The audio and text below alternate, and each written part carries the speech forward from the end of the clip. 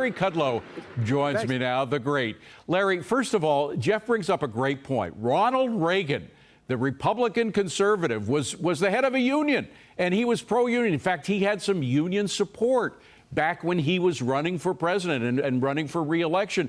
The fact is that this so-called pro-union president is driving a lot of union jobs, whether it's in the oil industry or whether it's in the auto industry, driving them to non-union states or to China. So, you know, it's not, people think that the Republicans represent anti-union and Democrats are pro-union. It's not always the case.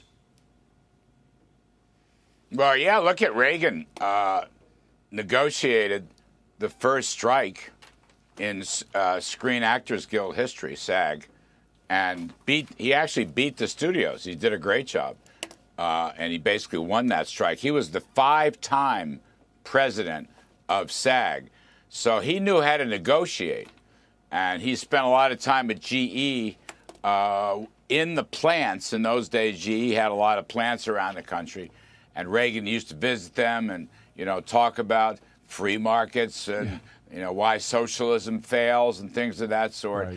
Right. By the way, Trump is very similar. Yeah. You know, Trump worked at construction sites. Trump was an accomplished negotiator in a variety of different areas. And in 2016, for sure, he had a big chunk of the union vote. He had a decent chunk in 2020. I think this year, if he's the nominee, it looks like he will be, but whatever, he's going to get a huge chunk. I mean, look, the UAW so far hasn't endorsed Biden. Now, I suspect they will at the end of the day, but what you're seeing today with Biden marching with them is just for show. Right. Because, look, think of it this way.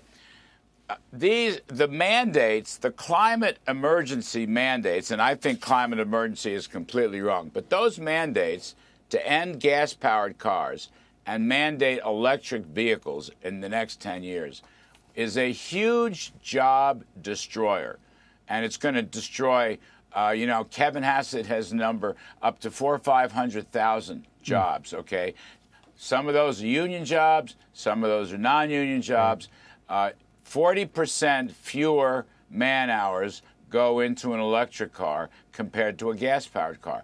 So whatever the wages and benefits from this, you know, if they make a deal the next, whatever, weeks, months, whatever that is, the fact remains it is Biden's extremist policies on climate that is going to destroy working folks. Meanwhile, Larry, we have the whole destruction of the auto industry itself as a result of these EV policies. I mean, Ford, it's no accident that this battery factory in Michigan is closing. I was embroiled in all this China stuff, their influence. But then you look at what Ford is trying to sell, and people aren't buying. They're not buying in the United States. And by the way, they're not buying in China.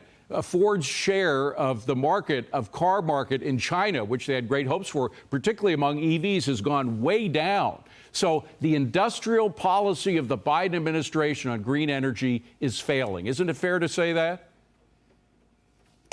Yeah, I think industrial policy always fails. But I think Ford, I mean, the story in the Wall Street Journal this morning, Ford had very, very bad management. Their marketing and sales program and, you know, trying to compete with Tesla direct to the customer just flopped in China. And Ford's car was, you know, it's second rate, even third rate. That was in the Wall Street Journal story. Larry, I mean, you know how things are on the Varney Show. We have literally run out of time. In fact, we did 10 seconds ago. I'm getting the hook here.